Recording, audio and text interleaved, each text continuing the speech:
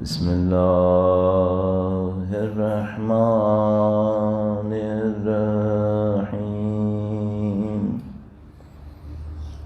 الحمد للہ رب العالمین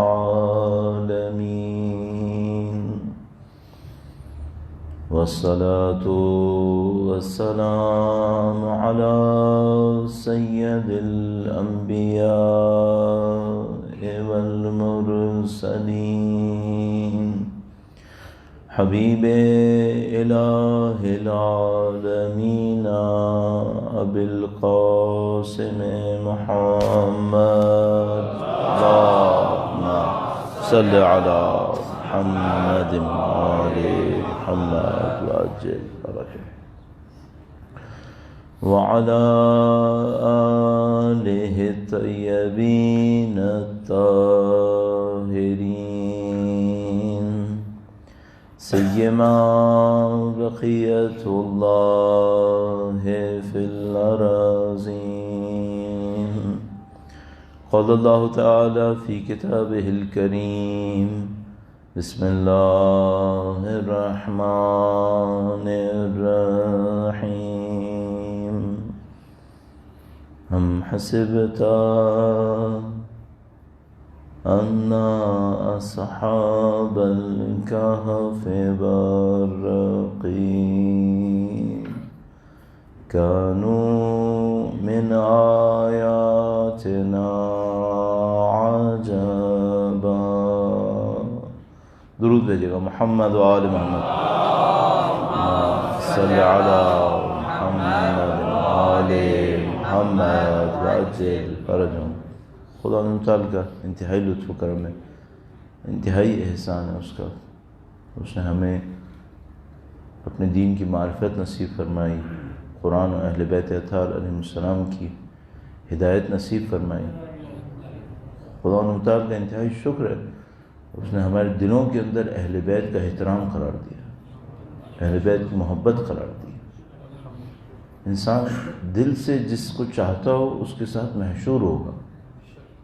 یہ حشر کہنے سے نہیں ہوگا، یہ حشر جبر کیے ہوئے اعمال سے بھی نہیں ہوگا، یہ حشر خالص دلوں کی محبت سے ہوگا کہ یہ جو خدا تعالیٰ نے ہمارے دلوں کے اندر اہل بیت اطہار علیہ السلام کا احترام قرار دیا ہے، اور بالاخص بی بی ام الائمہ کا احترام قرار دیا ہے، یہ اللہ کی عظیم الشان نعمت ہے۔ ظاہر ہے کہ ہمیں اس کی قدر کچھ تو ابھی بھی ہے کہ اگر ہم سے کوئی اس دنیا میں کہے کہ دولت دے کر اسے چھوڑ دو، ہم نہیں چھوڑنے والے اسے۔ جان لے لو اور اسے چھوڑ دو، ہم جان ٹھکرانے کی کوشش کریں گے، اس کا سودا ہم نہیں کر سکتے۔ کچھ قدر ہمیں ہے، لیکن اصل قدر اس وقت پتہ چلے گی جب میدان حشر میں کھڑے ہوں گے، اس وقت پتہ چلے گی۔ خدا کی دی ہوئی اس نعمت کا شکر بجا لانے کے لیے، سید الشہداء کی عزاداری کی جو نعمت خدا نے دی ہے، اس کا شکر بجا لانے کے لیے اس دعا کے ساتھ کہ خدا مرتے دموں تک اس عبادت میں مشغول قرار دے۔ انشاءاللہ قیامت تک ہماری تمام نسلوں کو اہل بیت کے بہترین چاہنے والوں میں قرار فرمائے، پرچم قرآن و اہل بیت کو سربلند رکھنے والوں میں قرار فرمائے انشاءاللہ، ان کے وارث کے ظہور کا دن دیکھنا نصیب فرمائے، ان کی نصرت اور اس راہ میں شہادت نصیب فرمائے انشاءاللہ۔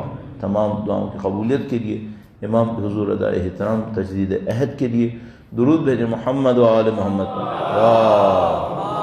صلی علی محمد و آل محمد وعجل فرجهم۔ خدا تعالیٰ نے اپنے دین کے اندر بہت ساری ایسی نشانیوں کو رکھا ہے جو بظاہر رسم کا حصہ ہیں، رواج کا حصہ ہیں، لیکن اس رسم و رواج کے پیچھے بھی کوئی فکر ہے۔ لوگوں کے درمیان جو رسم و رواج ہوتی ہیں، ان کی کوئی نہ کوئی ابتدا ہوتی ہے، وہ ابتدا بے منطق نہیں ہوتی۔ یعنی مثلا فرض کر لیجئے کہ آپ کے علاقے کے اندر کوئی رسم ہو، کوئی رواج ہو، آپ ہوں یا مغربی ممالک ہوں، کہیں پر بھی ہوں، اس کی ابتدا میں کوئی نہ کوئی لاجک ہوتی ہے، کوئی نہ کوئی حکمت ہوتی ہے۔ مثلا فرض کر لیتے ہیں، یوں سوچ لیتے ہیں کہ سال کے پہلے اتوار کے دن یورپ کی کوئی قوم فلاں کام انجام دیتی ہے، کوئی نہ کوئی وجہ رہے گی. ایسے نہیں ہوتا کہ بے عقل بے شعور بس ایک کام شروع ہو گیا. اس طرح رسم نہیں پڑتی، رسم کسی وجہ سے پڑتی ہے. ہاں غلطی یہ ہوتی ہے کہ بعض اوقات اس رسم کا مورد ختم ہو جاتا ہے، رسم پھر بھی چلتی رہتی ہے، یاد بھی نہیں رہتا کہ یہ کہاں سے شروع ہوئی تھی، کیوں شروع ہوئی تھی. تو مسلمانوں کے اندر بھی کچھ رسمیں ہیں جو علاقائی رسمیں ہیں، رواج ہیں، لیکن کچھ چیزیں ایسی ہیں جو سنت نبی سے حاصل ہونے والی چیزیں ہیں جو رسم بنی ہیں. تو ظاہر ہے کہ جو چیزیں سنت نبوی سے لے کر رسم بنی ہیں، ائمہ اطہار کے حیات طیبہ سے لے کر رسم بنی، یہ رسم اچھی رسم ہے، یہ معنی اور اس میں معنی بھی ہوگا یقینا. یہ مشکل ہو سکتی ہے کہ جیسے دوسری قوموں کو یہ پتہ نہیں ہوتا کہ وہ یہ کام کیوں کر رہے ہیں، ہم بھی کسی ایسی رسم کے اوپر عمل کر رہے ہوں سوچے سمجھے بغیر، اس کا اثر لیے بغیر. مثال عرض کرتا ہوں آپ کی خدمت میں، درود بھیجے گا محمد و آل محمد صلی علی محمد و آل محمد عجل فرجهم. اب پتہ نہیں یا تو میں ایسے سمجھ پا رہا ہوں یا شاید آپ بھی فرمائیے گا، تائید یا تردید کیجیے گا اپنے ذہن کے اندر. یہ جو ہمارے ہاں سلام کی رسم ہے، اگر کوئی کسی کو سلام کرتا ہے، کتنے فیصد لوگ ایسے ہوتے ہوں گے جو سلام کرتے وقت دعا سوچتے ہوں گے؟ سوچتے ہیں لوگ کیا؟ میرا تو نہیں خیال، یعنی مجھے تو اب یہ لگ رہا ہے، میں اپنے آپ کو ایکسکلوڈ نہیں کر رہا ہوں اس جرم سے، اگر یہ جرم ہے تو میں بھی اس میں شامل ہوں. وہ یہ کہ ہم لوگ جب سلام کرتے ہیں تو واقعاً یہ سوچتے ہیں کہ اللہ کی سلامتی اس کے اوپر. نہیں، اچھا یہ ایک رسم ہے یا نہیں ہے؟ رسم ہے ہمارے یہاں، صحیح. اچھا اس رسم کی جو بنیاد ہے وہ کیا ہے؟ سنت نبوی ہے. قرآن کریم میں ہے سلام علیکم، صحیح. اس سنت کی، اس رسم کی بنیاد سنت نبوی ہے، قرآن کریم کی آیت ہے. اس کا مطلب ہے سنت حسنہ ہے، اچھی سنت ہے، اچھی رسم ہے ہمارے یہاں. لیکن اس رسم کی منطق بچی ہے کیا ہمارے یہاں؟ نہیں، منطق نہیں بچی، غائب ہو گئے پیچھے سے. ابھی بھی ہم شکر کر رہے ہیں کہ چلو یہ رہ تو گیا کم از کم، شاید کبھی کوئی قوم آئے جس کو یاد آ جائے کہ اصل میں کیا تھا. یہ بھی ہوتا ہے، یہ بھی اللہ کا عجیب قانون. ایک روایت ہے ہمارے پاس، وہ روایت بہت ساری چیزوں کے اندر درس دینے والی روایت ہے. فرمایا کہ رب حامل فقہ الی من ہوا افقہ من. کتنے ایسے لوگ ہوتے ہیں جو دین لے کے چل رہے ہوتے ہیں، ایسے لوگوں تک پہنچاتے ہیں جو ان سے زیادہ دیندار ہوتے ہیں.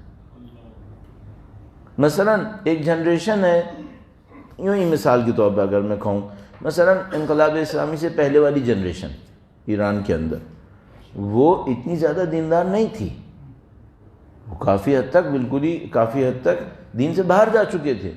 لیکن بہرحال وہ رسم و رواج ان کے اندر تھیں، وہ رسم و رواج انہوں نے اگلی نسل کو دیے، اس اگلی نسل نے ان کے مقابلے میں اس پر زیادہ اچھے طریقے سے عمل کیا. لیکن اس اگلی نسل نے لیا کس سے تھا؟ اسی پچھلی نسل سے، جس نے خود عمل کیا تھا نہیں کیا تھا، اس نے اتنا عمل نہیں کیا تھا. تو رسم، اچھی رسم کا باقی رہنا اچھا ہے، چاہے اس وقت اثر نہ دے. یہ مت سوچیں کہ اس کو ختم کر دیں، نہیں، ممکن ہے کہ اس نسل میں اثر نہ دے، اگلی نسل میں اثر دے دے. بہتر تو یہ ہے کہ بھائی اگلی نسل کا انتظار نہیں کرو، خود ہی ہوشیار ہو جاؤ. کیوں اپنے آپ کو محروم کر رہے ہو؟ کل اس کے اوپر بڑی حسرت آئے گی انسان کو. یہ بات سے بات نکل رہی ہے، ایک روایت اور آپ کو حسرت کے سلسلے میں عرض کر دوں. زندگی کے بعد، اس دنیا کی زندگی کے بعد جو مراحل ہیں، اس میں لکھا ہے کہ سب سے زیادہ حسرت لینے والا شخص، حسرت کا مطلب کیا ہے؟ ایسی آرزو جو غم سے بھرپور ہے، کاش ایسا نہ ہوتا، حسرت دل میں رہ گئی، کاش یہ نہ ہوتا، یا کاش یہ ہو جاتا جو نہیں ہوا مثلا. تو کہا کہ سب سے زیادہ حسرت اٹھانے والا شخص کون ہوگا؟ وہ ہوگا جس نے دنیا کمائی ہے، بھر بھر کے کمائی ہے، صحیح اور غلط بھی نہیں دیکھا، صحیح اور غلط بھی نہیں دیکھا. دنیا کما لی، بھر بھر کے کمائی، صحیح اور غلط بھی نہیں دیکھا، اور جو کمایا اس کو اللہ کی راہ میں جیسا کرنا چاہیے تھا وہ بھی نہیں کیا. دو واجب ہیں ہم پر، ایک اچھا کمانا، ایک اچھا خرچ کرنا، دونوں واجب ہیں ہم پر. یہ دونوں علیحدہ واجب ہیں. بس اس نے کمائی غلط طریقے سے، اور جہاں خرچ کرنا چاہیے تھا وہاں بھی خرچ نہیں کیا۔ اچھا اینڈ کیا ہونا ہے؟ وہی جو سب کے ساتھ ہونا ہے، مرنا ہے۔ مر گیا، اس کے بعد کیا ہوا؟ اس کے بعد یہ دولت اس کے ورثاء کو مل گئی، اس کے ورثاء کو ملی۔ اچھا ورثاء اس کے مقابلے میں کافی عقل مند نکلے، انہوں نے کہا کہ بھائی یہ دولت ہم نے نہیں کمائی ہے، یہ کسی اور نے کمائی تھی، یہ ہمارے پلے آ گئی ہے، ہمیں بھی پتہ ہے اس میں کچھ خرابیاں ہیں، اس کو ہم اپنی زندگی کا حصہ نہیں بنائیں گے، ہم نہیں بنا رہے اسے۔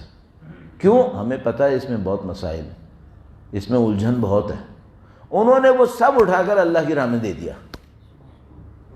اب میدان حشر ہوا، یہ صاحب جنہوں نے کمائی کی تھی، بدبختی اٹھائی تھی، زندگی میں جاگے سونا حرام کیا تھا اپنا، یہ جہنم میں جا رہے ہیں اور وہ جنت میں جا رہے ہیں۔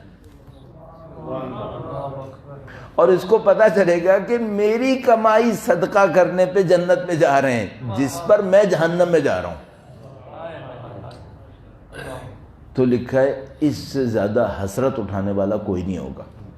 قرآن کریم میں ایک عجیب مثال دی ہے حسرت کے لیے، فرمایا التفت الساق بالساق، بہت عجیب مثال ہے۔ میں آپ کے سامنے ظاہر اس کو ویژول تو نہیں کر پاؤں گا، لیکن مثال کے طور پہ کہہ رہا ہوں بھائی، جب انسان ٹینشن میں ہوتا ہے تو یہ انگلیاں چٹکھاتا ہے، یوں کرتا ہے، ذرا سٹریس ہوتا ہے اس کو۔ اگر بہت سٹریس ہو تو کیا ہوتا ہے؟ ٹانگیں اکڑ جاتی ہیں۔ بہت زیادہ سٹریس ہو تو ٹانگ ایک دوسرے کے اندر پھنس جاتی ہے، جیسے ساق کہتے ہیں پنڈلی کو، پنڈلی کو ساق کہتے ہیں۔ التفت الساق بالساق، وہ وقت سوچو جب تمہاری پنڈلیاں ایک دوسرے میں گھس جائیں گی۔ ایکسٹریم لیول آف ٹینشن جس میں پنڈلی میں گھس گئی ہے آدمی کے، اتنا ٹینشن میں ہے۔ یہ سب پہ آنا ہے، سوائے ان کے جو تیاری کر بیٹھے۔ پہلے سے تیار ہو جاؤ، آنا سب پر ہے۔ اللہ انشاءاللہ تیاری نصیب فرمائے انشاءاللہ۔ درود بھیجیں محمد و آل محمد، صلی علی محمد آل محمد عجل فرج۔ نہ کمانے پہ رکاوٹ ہے، نہ خرچ کرنے پہ بندش ہے، لیکن کماؤ، اچھا کماؤ، خرچ بھی اچھا کرو، یہ خدا نے چاہا۔ اچھا کماؤ، اچھا خرچ کرو، یہ خدا نے نہیں چاہا کہ جو پلے آ جائے کما لو اور جہاں چاہے خرچ کر دو، یہ خدا نے نہیں چاہا۔ تو میں بنیادی طور پہ اس کو عرض کرنے کے بعد اب آتا ہوں تھوڑا سا اپنے موضوع کی طرف۔ ایک بار پھر درود بھیجے گا محمد و آل محمد، صلی علی محمد آل محمد وعجل فرج۔ تو کچھ رسمیں ہمارے یہاں ہیں جن کی بنیاد علاقائی ہیں، نہ ہوں تب بھی کوئی اتنا مسئلہ نہیں ہے، لیکن بہرحال برا نہیں ہے۔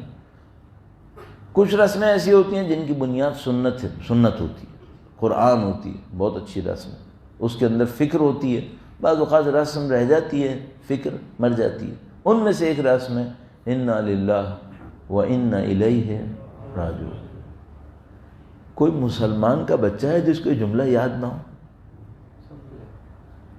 تو کسی نے سنایا، کہنے لگا وہ ایک بندہ تھا، ہمارے جو اہل سندھ ہیں، ہمارے اہل سندھ دوست احباب نعرہ حیدری بہت لگاتے ہیں ماشاءاللہ۔ میں کئی دفعہ اس بات کو کہتا ہوں کہ جتنا سندھ میں نعرہ حیدری لگتا ہے، میرا نہیں خیال پاکستان کے چاروں صوبوں میں کہیں اتنا لگتا ہوگا۔ وہاں ہر وقت لگتا ہے، ہر وقت۔ یعنی میں بہت معذرت چاہتا ہوں، آپ برا نہیں مانیے گا، میں صرف یہ بتا رہا ہوں ان کی عادت کیسی ہے۔ میں نے دیکھا ایک دفعہ کہیں مجلس میں جا رہا تھا تو گاڑی خراب ہو گئی، سخت گرمی 42 43 کے قریب ٹیمپریچر تھا، گاڑی خراب ہو گئی، بالکل ایک صحرا ٹائپ کے علاقے میں، روڈ نہیں بنی ہوئی تھی وہاں پہ۔ صاحب وہ گاڑی برابر میں کھڑی کر دی گئی۔ اب وہاں پہ کچھ لڑکے آئے جوان، اور عجیب و غریب ہولیوں کے اندر وہ بائک پہ ریس لگا رہے ہیں۔ اب اتنی سخت گرمی میں اس میں کنکر ریت اڑ رہی تھی، لو کا ایک عالم تھا، اس میں شرٹس اتار کے بائک پہ ریس لگا رہے ہیں۔ اللہ اکبر۔ اچھا اب اس کے بعد جب بائک پہ کوئی جیتتا تھا تو نعرہ حیدری لگاتے تھے، وہ اس طرح بھی لگاتے ہیں، ان کا کوئی بھروسہ نہیں، ہر طرح سے نعرہ حیدری لگاتے ہیں، اچھا بھی لگاتے ہیں، اس طرح بھی کرتے ہیں۔ اچھا اب میں جو عرض کر رہا تھا وہی میرے ذہن سے نکل رہا ہے۔ درود بھیجے گا محمد و آل محمد، صلی علی محمد وآل محمد وعجل فرجهم. ایک بار پھر درود بھیجے گا محمد وآل محمد. اللہم صلی علی محمد وآل محمد وعجل فرجهم. وہ پوائنٹ ذہن سے نکل گیا. اچھا ہی ہوگا کہ نکل گیا ہوگا. آپ کا وقت لگ جاتا اس میں کوئی شاید سائٹ کی کوئی بات ہوگی تو اس کو رہنے دیتے ہیں. بات ہو رہی تھی انا للہ و انا الیہ راجعون. یہ ایک اچھی سنت ہے, لوگوں کے ذہن میں ہونی چاہیے, اور میں نے کہا ہر مسلمان بچہ اس کو جانتا ہے. کیا آ گیا وہ ایک ہمارا سندھی کوئی بتا رہا تھا کہ وہ بتا رہے تھے کہ وہ جناب علی کوئی بندہ تھا. سندھ میں ہندو بھی بہت رہتے ہیں, آپ کو پتہ ہی. تو وہ کوئی ہندو تھا لیکن سندھ کا رہنے والا تھا. وہ تو جب خوش ہوتا ہے نعرہ حیدری مارتا ہے, چاہے وہ ہندو ہو یا کوئی بھی ہو. تو وہ کہیں ہندو تھا, وہ اپنے حج پہ گیا, اور وہ حج پہ گیا مثلا اپنے حج پہ دجلہ اس پہ کیا کون سی ہندو میں گنگا جمنا پہ.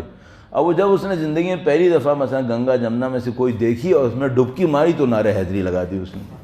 اب وہ نعرہ حیدری لگا دی. اب لوگوں نے اس کو پکڑ لیا. انہوں نے کہا بھائی تو مسلمان ہے یا کون ہے, تو آیا کیا یہاں پہ؟ اس نے کہا بھائی میں ہندو ہوں, میں وہاں سے آیا ہوں, ہم تو نعرہ حیدری لگاتے ہیں. نہیں تو ثابت کا کہنا خدا کی قسم میں ہندو ہوں. تو ہم لوگوں کے یہاں تو رسموں کا یہ عالم ہے کہ بھائی ہمیں کیا پتا کیا بول رہے ہیں. اب وہ ہندو ہے بیچارہ, نعرہ حیدری بھی لگا رہا ہے, خدا کی قسم بھی کھا رہا ہے, اور وہ اس کو ثابت کرنے کے لیے کھا رہا ہے کہ میں ہندو ہوں. تو اب مثلا مسلمان کا بچہ ہے, اس کو انا للہ و انا الیہ راجعون آتا ہے نہیں آتا ہے؟ آتا ہے. پتہ ہے کہ ہے کیا؟ یہ نہیں پتہ. پتہ ہے ٹھیک ہے, جب لوگ مر رہے ہوتے ہیں, کوئی مر جاتا ہے, سنتے ہیں خبر انا للہ و انا الیہ راجعون کہہ دیتے. اس میں کوئی ڈیپتھ ہے یا نہیں ہے؟ بھائی کوئی ڈیپتھ نہیں ہوتی تو یہ خدا نے دیا ہی نہیں ہوتا. کوئی ڈیپتھ ہے. ویسے آیت کریمہ بھی ہے, ہر آیت کے روایت کے مطابق 70 باطن ہوتے ہیں, 70 معنی ہوتے ہیں. اس جملے کا بھی معنی ہے یا نہیں ہے؟ 70 معنی اس کی کم از کم روایت کہہ رہی ہے.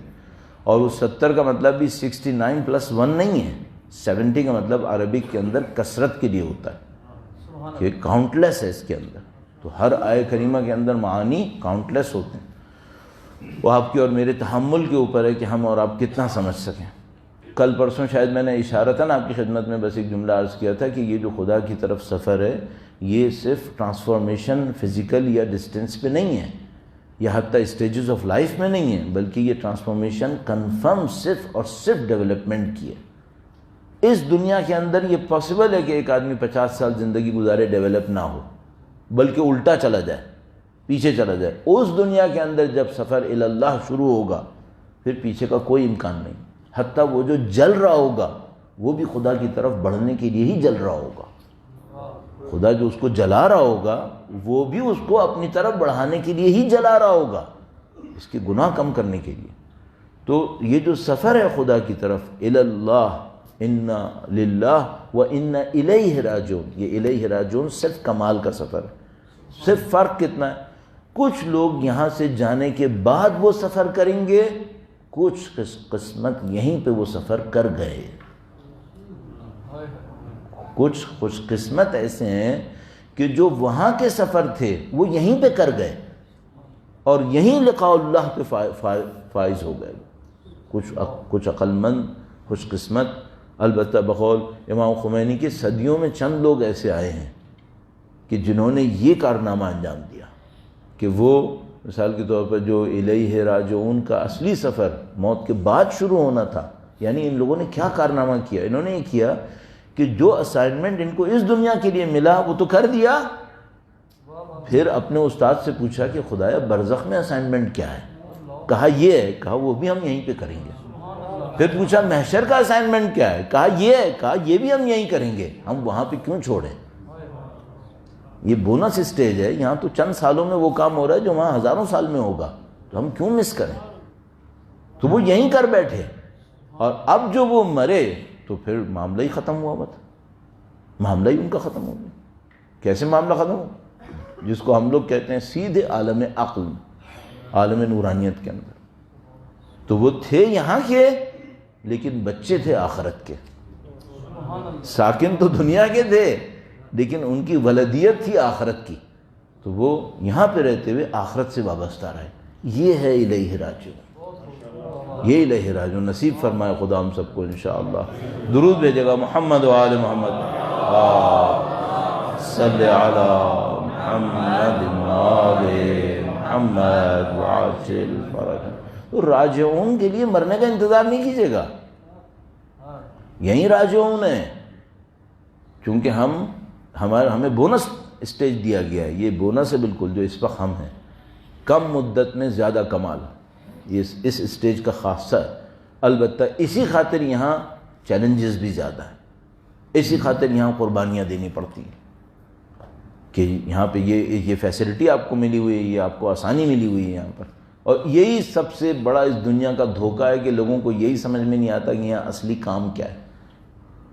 وہ سمجھ رہے ہیں بھاگ دوڑ کام ہے جو دنیا میں لگی ہوئی ہے، یہ کام نہیں ہے، یہ زندگی میں رہنے کے تقاضے ہیں، یہ اصل جاب نہیں ہے۔ مثلا کوئی آدمی کسی آفس میں کام کرے اور وہ وہاں سے تنخواہ بھی لینا چاہتا ہے، اور اس سے پوچھیں کہ بھائی تم یہ بتاؤ تم نے 8 گھنٹے کیا کیا؟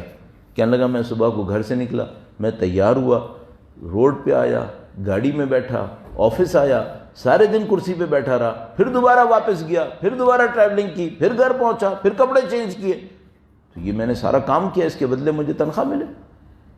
تو وہ کیا جواب دیں گے؟ یہ کام نہیں ہے، یہ کام پہ آنے کے تقاضے ہیں۔ یہ بتاؤ کام کیا کیا ہے؟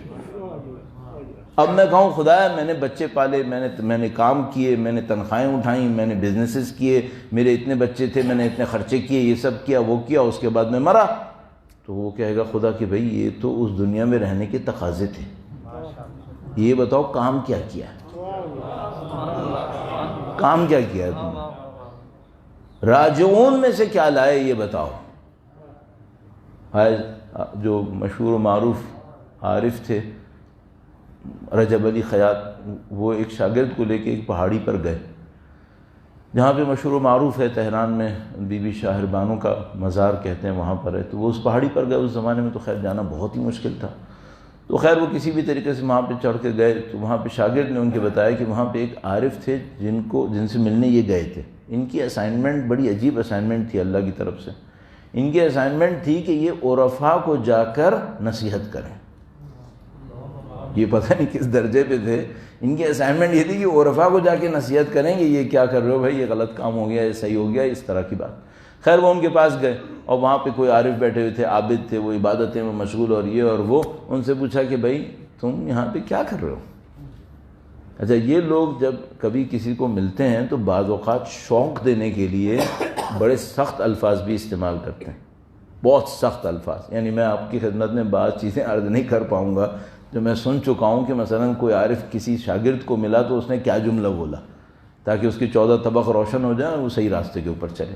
یہ بھی میں عرض کرتا چلوں کہ اگر کوئی اس راستے کے اوپر چلے اور خدا سے ہدایت مانگے تو تیار ہو جائے، بہت سخت ڈنڈے پڑتے ہیں، یہ تکلفات میں معاملے نہیں حل ہوتے۔ اس دنیا میں تو تکلفات چلتے ہیں جو میرے اور آپ کی دنیا ہے، لیکن اگر آپ نے استادی کا راستہ اختیار کیا، اس راستے میں آپ نے شاگردی کی اور استادی مانگی کسی سے، پھر کوئی تکلف نہیں ہوتا، پھر خدا اچھے طریقے سے حساب لیتا ہے، پھر بات بات پہ ڈانٹے گا، بات بات پہ سنائے گا۔ تو وہ گئے وہ ایک عارف کے پاس، اس سے پوچھا بھائی تم یہاں پہ کیا کر رہے ہو؟ تو اس کو برا لگا مثلا کہ بھئی یہ بندہ کون ہے، کہاں سے آیا، پوچھ رہا ہے کیا کر رہا ہوں۔ تو اس نے بہرحال تھوڑی سی اپنی شان و شوکت دکھانے کی خاطر ایک پتھر اٹھایا، اس پتھر اٹھا کے اس کو کچھ دعا دی اور ان کے ہاتھ میں پکڑا دیا، تو پتھر جب تک ان کے ہاتھ میں آتا وہ ناشپاتی بن گیا۔ تو آقا نے وہ ناشپاتی ہاتھ میں اٹھائی، دوبارہ اس کے ہاتھ میں پکڑایا، وہ پھر پتھر بن گیا، کہا یہ تو جادو ہے، یہ بتاؤ خدا سے کیا سیکھا ہے؟ کہا بیٹا یہ تو جادو ہے، یہ بتاؤ توحید سے کیا سیکھا ہے؟ اللہ دل میں آیا ہے نہیں آیا ہے؟ یہ تو جادو ہے، یہ تو کوئی بھی کر لے گا۔ کوئی بھی انسان تھوڑا سا اپنے نفس کے اوپر گرفت کرے نا تو یہ جادو سب کر سکتے ہیں، یہ کوئی مسئلہ ہی نہیں ہے جس کو دیکھ کے ہم ایک دم حیران رہ جاتے ہیں اللہ والا ہو گئی۔ بھائی یہ تو کوئی مسئلہ ہی نہیں ہے۔ پھر اصل مسئلہ کیا ہے؟ اصل مسئلہ یہ خدا دل میں ہے یا نہیں ہے، توحید ہے یا نہیں ہے۔ وہ ایک بندہ تھا، وہ کسی کے پاس شاگردی کرتا تھا، وہاں پہ چند بندے تھے، وہ استاد تھے، وہ استاد نے بتایا ان کو کہ تم لوگ یہ ذکر کرو، یہ ذکر کرو، یہ ذکر کرو، ایسے ایسے ذکر کرو گے کوہ دماوند، یہ تہران میں ایک بہت اونچا پہاڑ ہے، تم اپنے آپ کو اس کے اوپر پاؤ گے۔ شاگرد نے کہا ٹھیک ہے، اس نے کر لیا وہ ذکر. اس کے بعد اگلے دن کہیں ملا، اس نے پوچھا استاد نے کیا ہوا؟ کہا وہ ہم پہنچ تو گئے وہاں پہ. کہنے لگا پھر؟ کہنے لگا اب یہ سمجھ میں نہیں آیا کہ وہاں پہنچ کے خدا زیادہ ملے گا کیا؟ تم نے ہمیں ذکر کرا کے کنویں دماون پہ تو پہنچا دیا، لیکن خدا ملا یا نہیں ملا ہے؟ کنویں پہ پہنچ گئے، پہاڑ پہ پہنچ گئے تو کیا ہوا؟ اب ایک آدمی کیا میں تم کو ذکر بتاؤں گا، تم میریانا ٹرینچ میں پہنچ جاؤ گے. چلو میں پہنچ گیا 10,000 میٹر نیچے، پھر کیا ہوا؟ پتھر کو ناشپاتی بنا لیا، پھر کیا ہوا؟ خدا سے نزدیک ہو گیا. کیوں؟ اصل کام تو قربتاً اللہ ہے، اس کے سوا کچھ ہے ہی نہیں. یہ تو باقی ساری سائٹ کی چیزیں ہیں، اس میں کیا رکھا ہے؟ یہ تو بلیک میجک والے بھی کر لیں گے، اس میں کیا رکھا ہے؟ اصل مسئلہ تو قربتاً اللہ ہے، اللہ کے نزدیک جانا ہے. اب میں بغیر آپ کا وقت صرف کیے اپنے موضوع کو یاد دلا دوں. آپ ہمارا موضوع کیا تھا اور اس کے اوپر چند منٹس عرائض. درود بھیجیں محمد و آل محمد. اللہم صلی علی محمد و آل محمد. صاحب موضوع یہ تھا کہ جب معاشرے میں فتنہ فساد ہوتا ہے، اہل بیت کا رد عمل کیا ہوتا ہے؟ کیا رد عمل کرتا ہے؟ کل تک آپ کی خدمت میں عرض کیا کہ بھئی وہ رد عمل کوئی کاسمیٹک نہیں ہوتا ہے، بہت فنڈامنٹل ہوتا ہے. فنڈامنٹل رد عمل کیا ہوتا ہے؟ فنڈامنٹل رد عمل یہ ہوتا ہے کہ یہ ایسی کوئی مشکل حل کی جائے، ایسا کوئی تبدیلی لائی جائے جس سے مشکل ہمیشہ کے لیے حل ہو جائے، ونس فار ایور، معاملہ ختم ہو جائے. اس سے کم پر کچھ جز وقتی کام کیے جا سکتے ہیں، اصل کام وہ کام ہے. تو یہ جو راجعون کا عمل ہے یہ اصلی کام ہے. اگر یہ صحیح ہو گیا سمجھ لو ساری مشکلات ختم ہو گئی، سب مشکلات ختم ہو گئی. یہ صحیح نہیں ہوا پھر آپ امپائر اسٹیٹ کے برابر مسجدیں بنا لو، کچھ نہیں ہونے والا، کچھ نہیں ہوگا. ہونا اصل میں یہ ہے.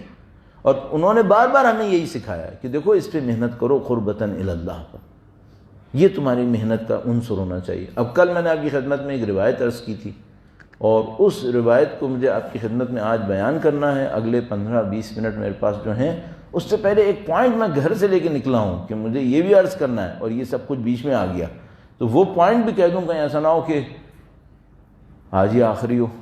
کیا پتہ، انسان کی زندگی کا وہ بھروسہ ہے کسی کو، کیا پتہ. درود بھیجیں محمد و آل محمد. اللہم صلی علی محمد و آل محمد وعجل فرجہ. کبھی انشاءاللہ عرائض کا موقع ملا اور میں ہمت آپ نے کی، ہم نے بھی کی، تو موت کی تیاری پہ پڑھنا چاہیے. موت کی تیاری ہے کیا؟ یہ بڑا ایک عجیب ایشو ہے، اس کے اوپر کبھی عرض کریں. لیکن بہرحال جو پوائنٹ میں نے آپ کی خدمت میں عرض کرنا ہے، اگر ہم قربتاً اللہ کا سفر کرنا شروع کریں تو اللہ کی طرف قربت کیا ہے؟ کئی دفعہ عرض کر چکا ہوں آپ کی خدمت میں، اور آپ نے دسیوں مجھ سے بہتر لوگوں سے بہت دفعہ سنا ہے. یہ اللہ کی طرف سفر ہے اس کی صفات میں. خدا رحیم ہے، تم بھی رحیم بنو. خدا کریم ہے، تم بھی کریم بنو. خدا عادل ہے، تم بھی عادل بنو. خدا عالم ہے، تم بھی عالم بنو. خدا صادق ہے، تم بھی سچ بولو. یہ جو سفر ہے اللہ قربتاً اللہ، یہ اللہ کی طرف سفر الیہ راجعون، یہ صفات کے اندر ہے اور کوئی چیز نہیں آئے گی یہاں پہ. کچھ ظاہر ہے ہم فزیکلی تھوڑی سفر طے کریں گے اللہ کی طرف، اللہ فزیکل باڈی تو نہیں ہے. تو یہ جو صفات کا سفر ہے، صفات تو 99 صفات ہیں خدا کی. کتنی صفات میں خدا کی طرف سفر کرو. تو مثال کے طور پر ہم پہلے کبھی کوئی ہم سے سوال کرتا تھا کہ بھئی یہ صفات کا سفر آپ جو کہتے ہیں 99 نیمز ہیں اللہ کے اسماء حسنہ ہیں، یہ ساری خدا کی صفات ہیں، اس طرف سفر کیسے کریں؟ تو ہم اس سے کہتے تھے بھئی پہلا کام یہ کرو سچے بن جاؤ. کیوں؟ سچوں کے لیے سفر بہت آسان ہے. کونوا مع الصادقین، خدا نے کیا کہا؟ سچوں کے ساتھ شامل ہو جاؤ. کیوں؟ خدا اسی کے ساتھ شامل کروائے گا نا جو سفر اچھا گزار رہا ہے. خدا اس کے ساتھ تھوڑی بھیجے گا جو خود ٹف لائن پہ چل رہا ہے. تو خدا کہہ رہا ہے کونوا مع الصادقین، سچوں کے ساتھ شامل ہو جاؤ، سچوں کے ساتھ. تو اس سے ہمیں سمجھ میں آئے کہ بھئی یہ جو سچ بولنا ہے یہ ہم سفر ہونے کی پہلی شرط ہے. اچھا اب وہ جو صادقین ہیں وہ کاذبین کو اپنے سفر میں لے کے نہیں جائے گا، طے شدہ بات ہے. ہم وہ کبوتر با کبوتر باز با باز کند ہم جنس با ہم جنس پرواز. وہ صادق ہے، وہ کاذب کو لے کے نہیں جائے گا. ہاں یہ ہوگا کہ میں چھوٹا صادق ہوں گا، وہ بہت بڑا صادق ہوگا، یہ ہوگا تو، لیکن بہرحال صدق صداقت چاہیے ہوگی. ٹھیک، تو ہم اس طرح سے عرض کرتے تھے جب بھی ہم سے کوئی کہتا تھا، اپنے لیے بھی سوچتے تھے کیسے بھائی جب تک جھوٹ بول رہے ہیں نا اس راستے پہ نہیں چل سکتے. یہ طے شدہ بات. روایت بھی ملی، ایک روایت نے فرمایا، بہت ساری روایتیں، ایک نہیں بہت ساری روایتیں. مثلا ایک روایت نے فرمایا کہ اگر کوئی شخص جھوٹ بولے گا تو نماز شب سے محروم ہو جائے گا. ختم، چیپٹر کلوز ہو گیا اس کا.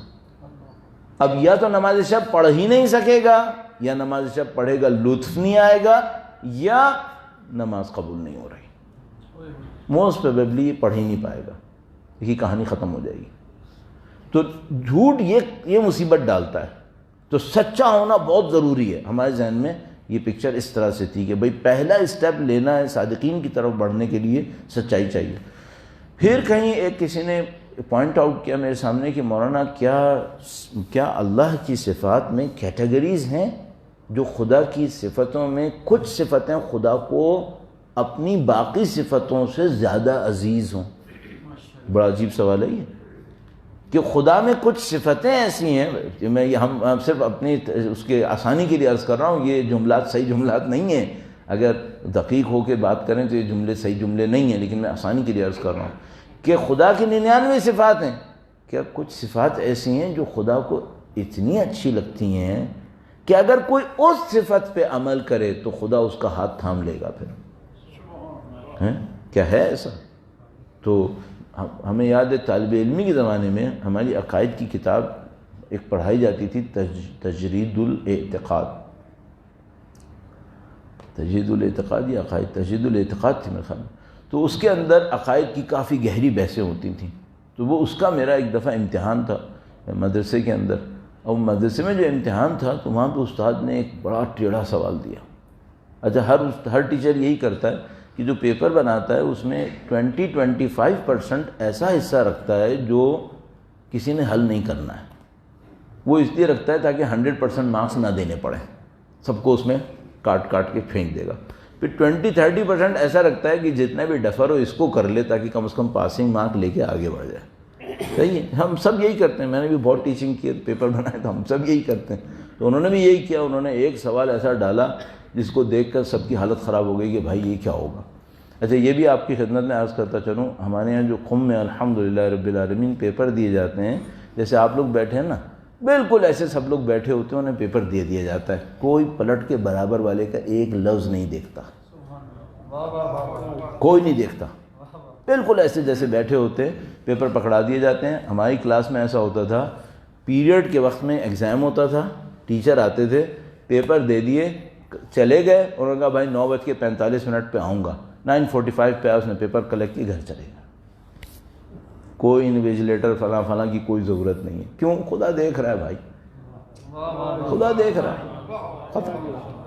تو اس طرح پیپر ہوتے تھے. اب جناب پیپر ہوا اور پیپر کے اندر ایک کوشچن آ گیا. اس کوشچن میں لکھا تھا کہ یہ بتائیں کہ علم خدا وسیع ہے یا عدل خدا وسیع ہے؟ یا الہی، اب یہ کیا مسئلہ ہے؟ عدل علم وسیع ہے یا عدل وسیع ہے؟ کون علم الہی کی باؤنڈریز بنائے، کون عدل الہی کی باؤنڈریز بنائے؟ تو خوب بڑا ایک ٹپکل ٹیڑھا سوال. خیر وہ تو ٹیڑھا، بہت ٹیڑھا ہو گیا. اب اس کو میں چھوڑ دیتا ہوں. ایک اور بات تھی جو میں نے ابھی عرض کیا آپ کی خدمت میں. کیا خدا کی کچھ صفات ایسی ہیں جو خدا کو زیادہ عزیز ہیں؟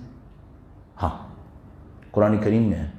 فرمایا کتب علی نفسہ الرحمہ، خدا نے اپنے اوپر رحمت کو لکھ دیا ہے. رحمت لکھ دی ہے. کیا مطلب اس کا؟ درود بھیجے گا محمد و آل محمد، صلی علی محمد و آل محمد وعجل فرج. رحمت لکھ دی ہے. اچھا یہ جو ہم لوگوں کے نزدیک الفاظ ہوتے ہیں، یہ دین دیتا تو ہمیں الفاظ میں ہی ہے، لیکن دین ہمیں صرف لفظ نہیں دینا چاہتا ہے، دین ہمیں حقیقت دینا چاہتا ہے. اس کے پیچھے ایک حقیقت ہوگی. میں بھی تھوڑا سا اس کو ریفلیکٹ کرنے کی کوشش کروں گا جتنا مجھے سمجھ میں آتا ہے. خدا تعالیٰ نے فرمایا کتب علی نفسہ الرحمہ. کیا مطلب اس کا؟ اس کا مطلب یہ ہے کہ اگر ٹکراؤ ہوا عدل میں اور رحمت میں، تو کس کو برتری ملے گی، عدل کو یا رحمت کو؟ رحمت۔ اگر خدا ہمارے ساتھ عدل کرے تو کیا ہوگا؟ ہم برباد ہو جائیں گے۔ ربنا عاملنا بفضلک یا کریم ولا تعاملنا بعدلک یا رحیم۔ اے صاحب رحم، ہم سے عدل کا معاملہ نہ کر، تیرا عدل نہیں جھیل سکتے ہم سب تباہ ہو جائیں گے، ہم سب برباد ہو جائیں گے، تیرا عدل کوئی نہیں جھیل سکتا۔ اللہ سے دعا کرتے ہیں خدایا عاملنا بفضلک یا کریم ولا تعاملنا بعدلک یا رحیم۔ درود بھیجیں محمد وآل محمد، اللہم صلی علی محمد وآل محمد وعجل فرج۔ خدا وہ ہے جس نے اپنے لیے رحمت لکھ دی ہے۔ اچھا اب میں اپنے آپ سے ایک سوال کرتا ہوں تیزی سے واپس آتے ہوئے، راجعون کا سفر ہے، قربتاً الی اللہ ہے، کس صفت کو سب سے پہلے حاصل کرنے کی کوشش کروں؟ سچائی کو، ٹھیک ہے۔ اس سے بھی پہلے کوئی صفت ہے؟ ہاں، صفت رحم، رحم دلی کو لاؤں اپنے اندر۔ کیوں؟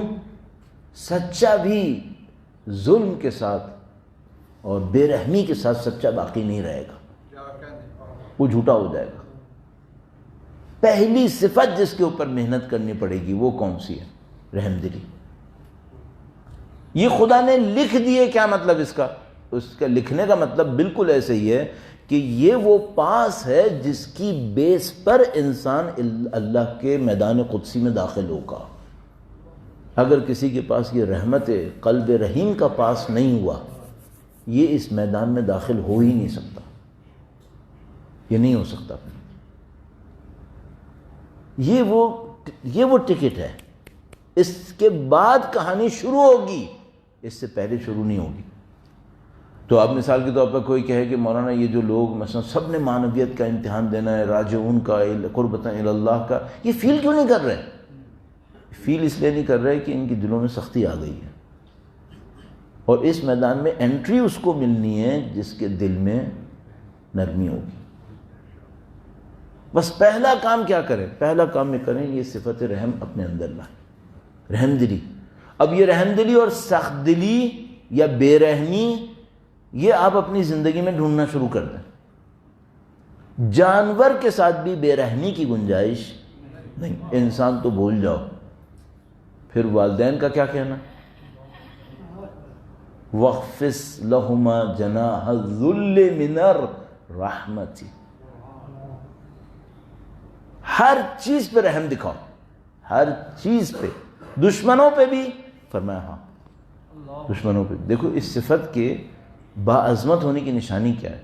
اس صفت کے باعظمت یعنی سب سے زیادہ عظمت اس صفت میں ہے۔ اس کی نشانی یہ ہے کہ اللہ نے جس کو اپنا سب سے نزدیک، اپنی سب سے نزدیک مخلوق بنا کر بھیجا، یہ جملہ صحیح نہیں ہے لیکن میں مجبور ہوں، جو خدا نے سب سے نزدیک مخلوق بنائی اس کا ٹائٹل کیا رکھا؟ رحمت، رحمت للعالمین۔ اگر خدا کو کوئی اور صفت عزیز ہوتی نا تو ان کا ٹائٹل اس پہ رکھتا۔ پھر اس کا مطلب ہے خدا کو یہ صفت سب سے زیادہ عزیز ہے۔ تو ایک طرف سے فرمایا كتب على نفسه الرحمة وما ارسلناك الا رحمة للعالمین۔ خدا بھائی جو انسان اپنی عزیز ترین چیز ہوتی ہے کوئی چیز تو کس کو دیتا ہے؟ وہ جو سب سے عزیز ہو اسی کو دے گا۔ تو خدا نے جو اپنے عزیز ترین کو دیا ٹائٹل وہی دیا جو اس کو سب سے عزیز تھا، رحمت للعالمین، رحمت۔ اچھا اب اس رحمت للعالمین کا صرف ٹائٹل دیا ہے یا حقیقت بھی دی ہے؟ میں نے عرض کیا دین الفاظ نہیں ہے، دین حقیقت ہے، پہنچانے کے لیے الفاظ کا سہارا لیا گیا ہے۔ یہ الفاظ سہارے ہیں، یہ عناوین سہارے ہیں سارے، اصل تو وہ حقیقت ہے۔ یعنی کیا مطلب؟ یعنی نبی کے اندر اللہ کی رحمت کی ایسی تجلی ہے جو کسی مخلوق میں نہیں آئی ہے، اس نبی میں آئی ہے۔ وہ تجلی اللہ کی رحمت کی ہے یہاں۔ تو میں بہت دفعہ اس کو دہرا چکا ہوں ڈاکٹر قرار حسین کے سامنے ایک دفعہ کسی نے کچھ بات کہی تھی، بہت خوبصورت انہوں نے کہا تھا، کہا دیکھو وقت بچانے کی خاطر اس کا میں سیاق و سباق نکال رہا ہوں، تو انہوں نے کہا تھا دیکھو نبی کی رحمت کتنی وسیع ہے، جہاں خدا رب العالمین ہے وہاں یہ نبی رحمت للعالمین۔ اب تم سوچ لو خدا کی ربوبیت کتنی ہے، اتنی ہی اس نبی کی رحمت ہے بس۔ تو شیطان خدا کی ربوبیت میں آتا ہے یا نہیں آتا ہے؟ اس کا مطلب ہے اس نبی کی رحمت کا کوئی سایہ اس پر بھی پڑا ہے، شیطان پہ بھی پڑا ہے۔ روایت میں ہے کہ کیسے پڑا، اللہم صلی علی محمد آل محمد عجل فرج۔ یہ جو درود ہے یہ رحمت الہیہ کے نزول کا سبب بنے گا، کیونکہ نبی رحمت للعالمین ہے، اور ذکر رحمت خدا کے نزدیک رحمت کا نزول لے کر آئے گا۔ تو یہ جو رحمت ہے یہ صفت ہے۔ اچھا اب نبی رحمت للعالمین پوری زندگی رحمت دکھائی یا نہیں دکھائی؟ پوری زندگی چاہے وہ دنیا کی ظاہری ہو، چاہے وہ اس کے بعد اور چاہے وہ اس سے پہلے، سوائے رحمت کے کچھ نبی خدا سے صادر نہیں ہوا۔ ان کے نمائندے کیسے؟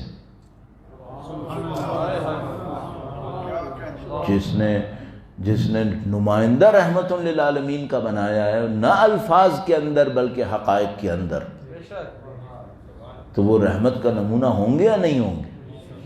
کیسے ہو سکتا ہے کہ نہ ہو؟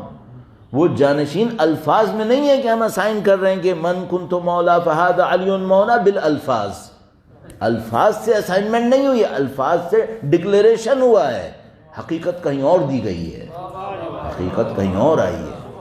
یہ تو حقیقت علوی اور نبوی ہے جو فرمایا نبی نے کہ یہ نور واحد ہے، نور واحد وہ حاصل حقیقت ہے جس کا ڈکلیریشن میدان غدیر خم کے اندر من کنت مولا فہذا علی مولا۔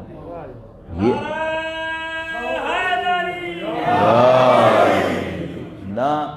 نہ اس وقت عطا کیا ہے، نہ اس میں ازل کا کوئی امکان ہے، کیوں؟ حقیقت ایک ہی ہے، حقیقت ایک ہی ہے، دو نہیں ہے اصل۔ تو یہ جو معاملہ ہے یہ بڑا عجیب معاملہ ہے۔ اب یہ رحمت اس جانشینی کے اندر آئے گی یا نہیں آئے گی؟ آئے گی، کوئی راستہ ہی نہیں اس کے سوا۔ دشمنوں کے ساتھ بھی رحمت، ہاں دشمنوں کے ساتھ بھی رحمت۔ اور فتنہ و فساد جب معاشرے میں پھیلے تو ان کا وجود کیا دکھائے گا؟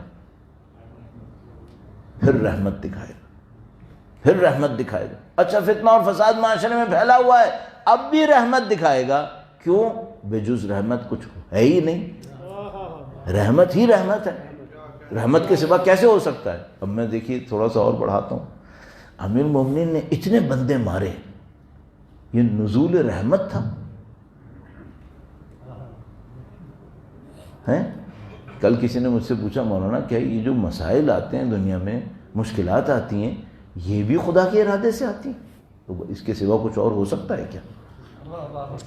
اب دیکھیے کیسے آپ لوگ تھوڑا سا خاموشی میں پھنس گئے کہ بھئی امیر مومنین نے اتنے بندے مارے، اپنی شمشیر سے تہہ تیغ کر دیے، کشتوں کے پشتے لگا دیے۔ ابھی تو اردو میں یہ جملہ بول کر بھی پریشان جوان ہمارا کہ کشتوں کے پشتے مطلب کیا ہوتا ہے؟ پشتے ہوتے ہیں ڈیم، کشتوں کے پشتے یعنی لاشیں اتنی تھیں جیسے ڈیم بن گیا ہو، اس کا مطلب یہ ہوتا ہے۔ تو کشتوں کے پشتے لگا دیے اپنی شمشیر سے، یہ رحمت تھی؟ ہاں، اگر نہ ہوتی رحمت تو امیر المومنین خراش بھی نہ لگاتے۔ جن امیر المومنین نے فرمایا تھا کہ میں چونٹی کے منہ سے جو کا چھلکا کھینچنے کے برابر بھی ظلم نہیں کروں گا، وہ کسی کو شمشیر سے تہہ تیغ کر رہا ہے، نہ ہوتی رحمت تو خراش بھی نہیں لگانی تھی۔ یہ نزول رحمت تھا اس کے لیے کہ امیر المومنین کے ہاتھوں وہ جائے تاکہ اس کے لیے کچھ بہتری نصیب ہو جائے کہیں نہ کہیں اس کو، کسی نہ کسی مرحلے کے اوپر۔ تو وہ جو بدبخت امیر المومنین کی شمشیر کی زد سے نکل کے بھاگے ہیں وہ رحمت سے بھاگے ہیں۔ سمجھ میں آیا آپ کو؟ وہ کچھ اور ہوا ہے، وہ بدبختی میں پھنسے ہیں، مارے جاتے بہتر تھا ان کے لیے۔ بار ایک بار پھر درود بھیجیں، محمد و آل محمد، اللہم صلی علی محمد و آل محمد وعجل فرج۔ میں اور آپ کسی معاشرے میں پھنسیں ہوں، اللہ کرے کہ ہم خود کسی فتنے کا سبب نہ بنے ہوئے ہوں، تو ہم معاشرے میں کیا پھیلائیں، لوگوں سے کیسے پیش آئے؟ رحمت سے۔ جس دن ہم نے یہ پوائنٹ سیکھ لیا نا کہ کنتم خیر امۃ اخرجت للناس تأمرون بالمعروف تنہون عن المنکر، تم بہترین امت ہو جو دوسرے انسانوں کے لیے خلق کیے گئے ہو۔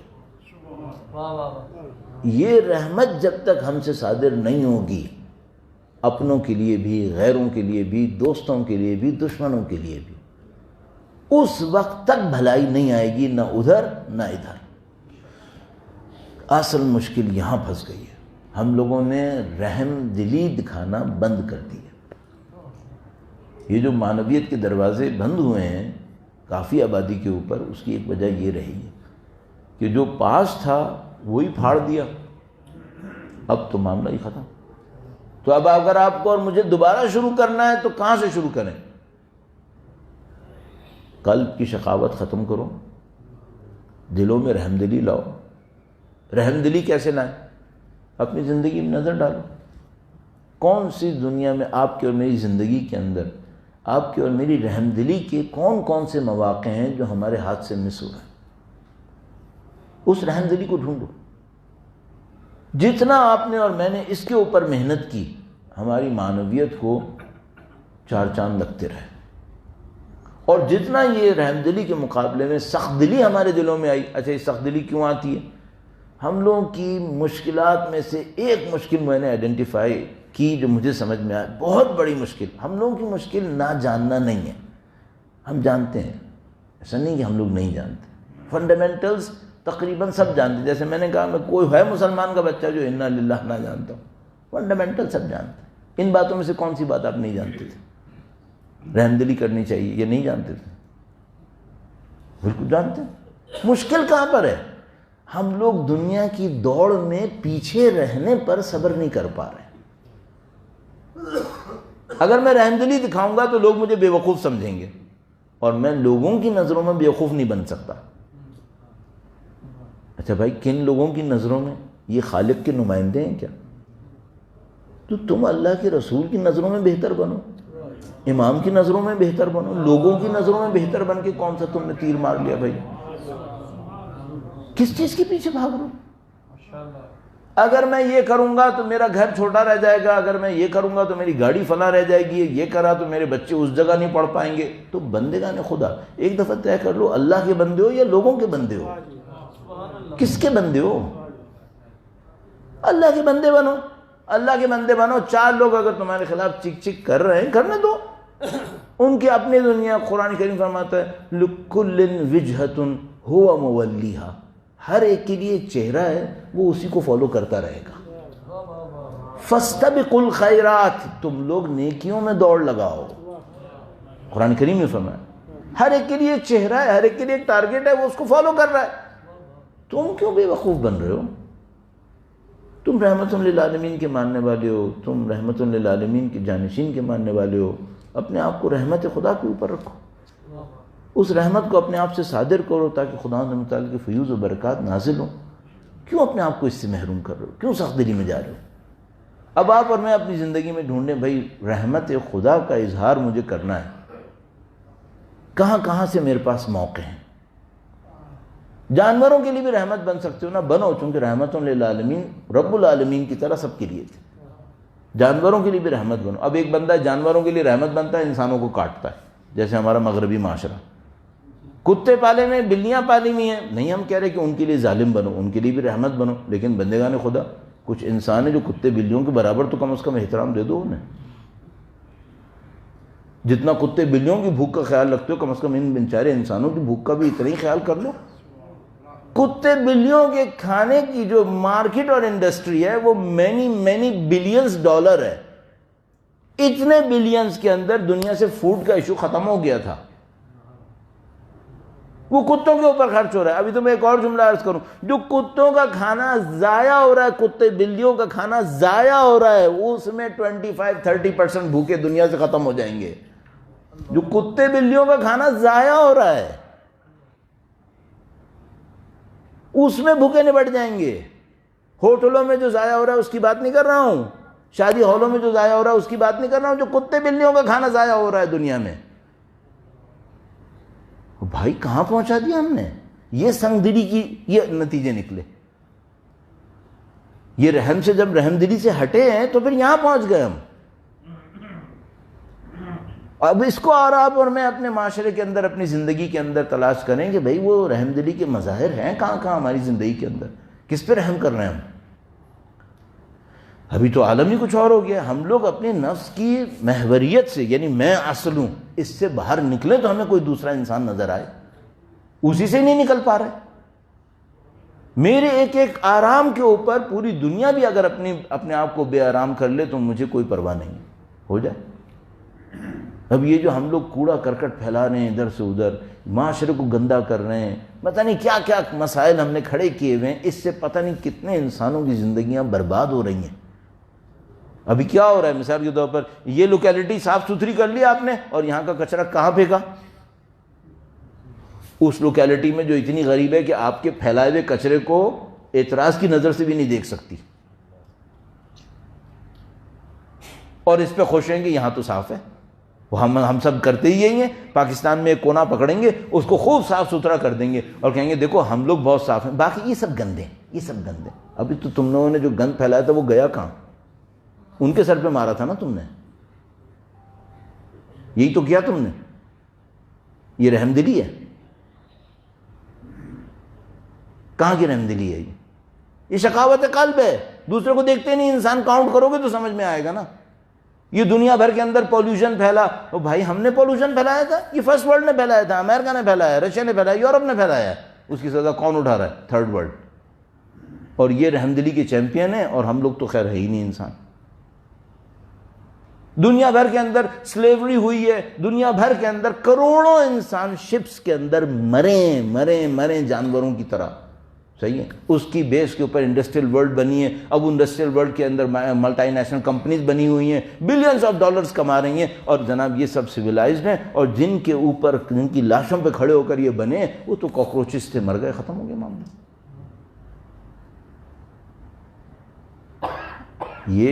یہ رحم دلی ہے؟ اس کے بعد کچھ بچنا ہے یہاں پہ؟ جس طرح وہاں معاملہ خراب ہے ہمارا بھی معاملہ خراب ہوا ہوا ہے۔ اس خاطر یہ معاشرے کے اندر مصیبتیں پھیلی ہوئی ہیں۔ جو اہل بیت اطہار سلام اللہ علیہم اجمعین کرتے تھے وہ یہ کہ بھائی رحم دلی کا عنصر لے کر آؤ معاشرے کے اندر۔ اپنے ایک ایک چاہنے والے کو کہتے تھے یہ کرو یہ کرو یہ کرو، رحم دلی کے نمائندے بنو۔ آپ اور میں کیا کریں؟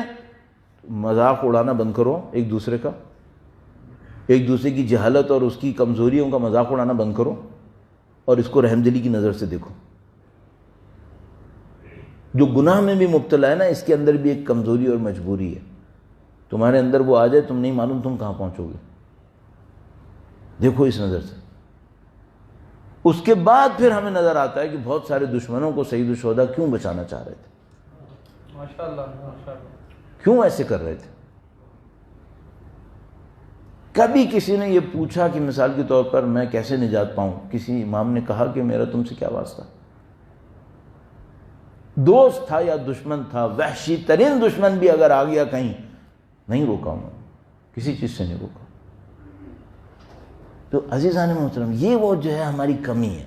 اب میں عرض کر رہا ہوں، میں تو بڑی اونچی اونچی باتیں کرنی، ہم تو اپنے ماں باپ کے لیے رحم دل نہیں رہے ہیں، ماں باپ کے لیے رحم دل نہیں رہے۔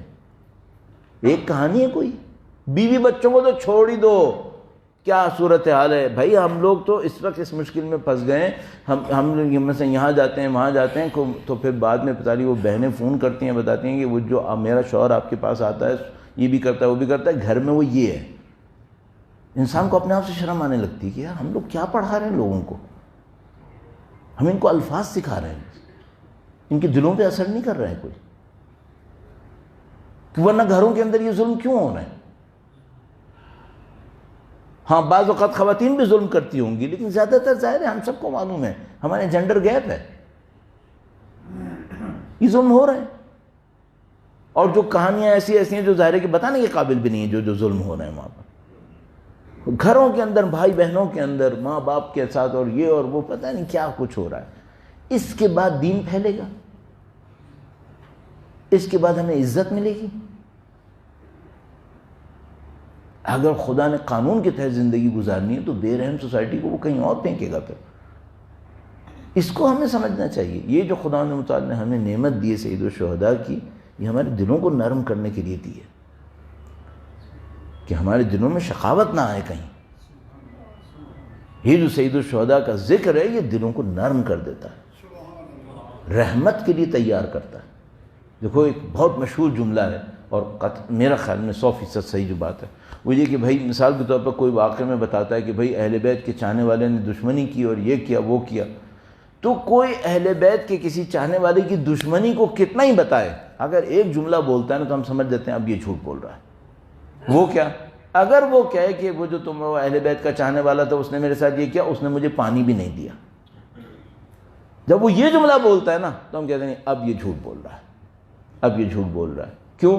ہمیں ایک بات پتہ ہے، اہل بیت کا چاہنے والا پانی کسی سے نہیں روکتا، کچھ بھی کر لے، کتنا ہی دور چلا جائے یہ نہیں کرے گا. کیوں؟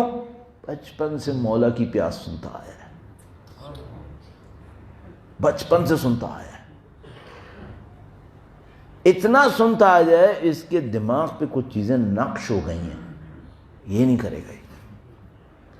یہ اللہ کا کرم ہے کہ سید الشہداء کی محبت ہمارے دلوں کے اندر الحمدللہ رب العالمین، کہ اس کی وجہ سے ہمارے دل نرم ہوئے. اور الحمدللہ ہم ان اماموں کے ماننے والے ہیں جنہوں نے اپنی رحمت کا ذرے ذرے کے اوپر اظہار فرمایا، سختی ہو آسانی ہو.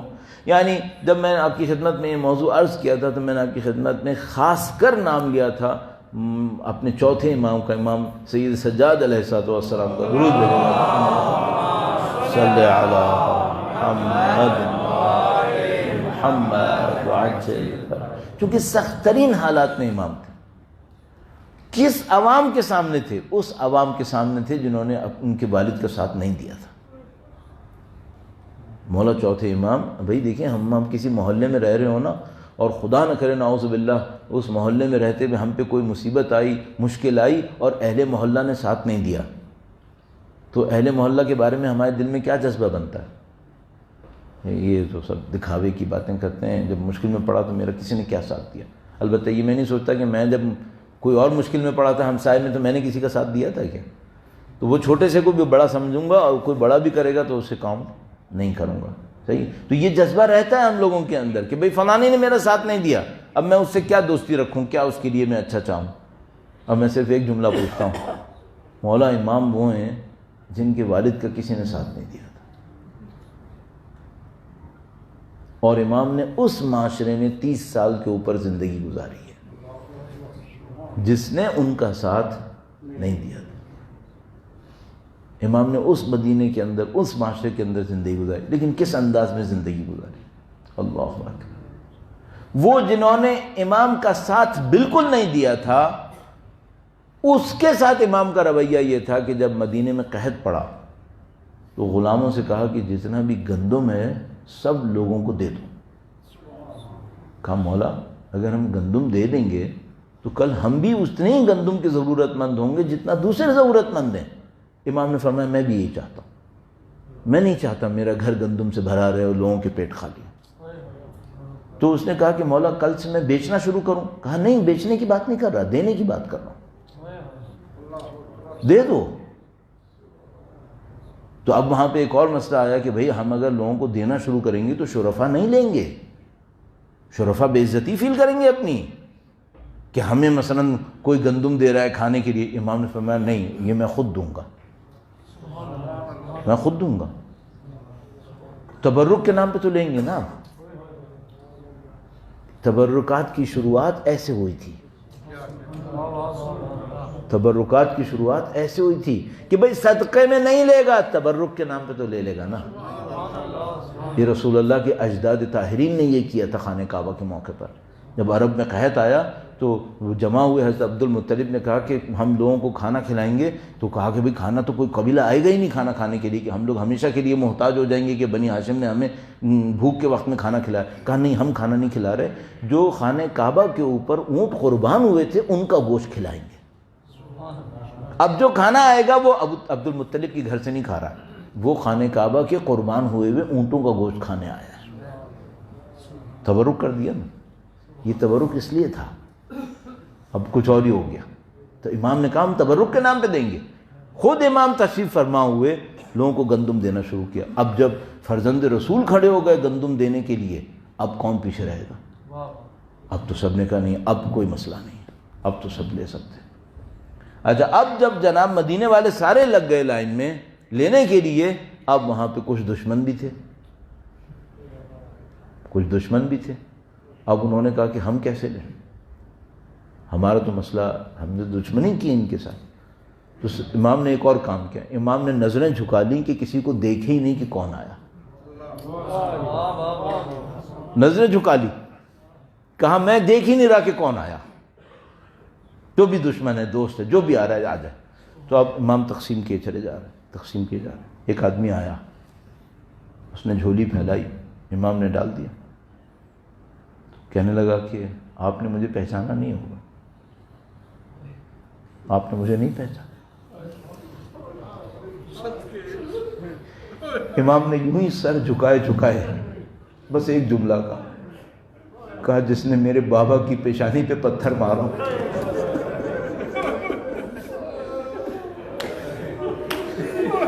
میں بلاؤں گا۔ عزیزو، بہت معذرت چاہتا ہوں، شام غریبہ کے مصائب اور کسی دن نہیں پڑھنے چاہیے، لیکن میں کہاں آپ کے سامنے پڑھوں گا، بس ایک جملہ عرض کروں، میرے دل میں چبھا ہوا ہے۔ سید الشہداء جب پتھر لگنے کے بعد زمین پر گرے تھے تو یہ لہروں نے چاروں طرف سے مل کر سید الشہداء پر حملہ کرنا شروع کیا۔ سید الشہداء بار بار کھڑے ہوتے تھے، یہ لہر بار بار حملہ کرتے تھے۔ تو میرے ذہن میں ایک جملہ آیا کہ سید الشہداء کیوں بار بار کھڑے ہو رہے تھے؟ جب انہوں نے لہر نے حملہ کیا تھا، سید الشہداء نہ کھڑے ہوتے تو عزیزوں پھر ایک اور جملہ سمجھ میں آیا۔ ان لعینوں نے جب خیموں پہ حملہ کیا تھا تو سید الشہداء کونی کے بل کھڑے ہوئے اور کہا میں زندہ ہوں، میرے خیمے پہ حملہ مت کرو۔ اس لعین نے کہا عمر سعد نے کہ حسین تمہاری یہ خواہش پوری کروں گا، جب تک زندہ ہو خیمے پہ حملہ نہیں کروں گا۔ اس خاطر امام بار بار کھڑے ہوتے تھے، شمشیریں لگتی تھی، امام کا لہو نہار ہو گیا، جسم زخموں میں چور ہو گیا، لیکن امام اپنے حرم کے دفاع کے لیے بار بار کھڑے ہوتے تھے۔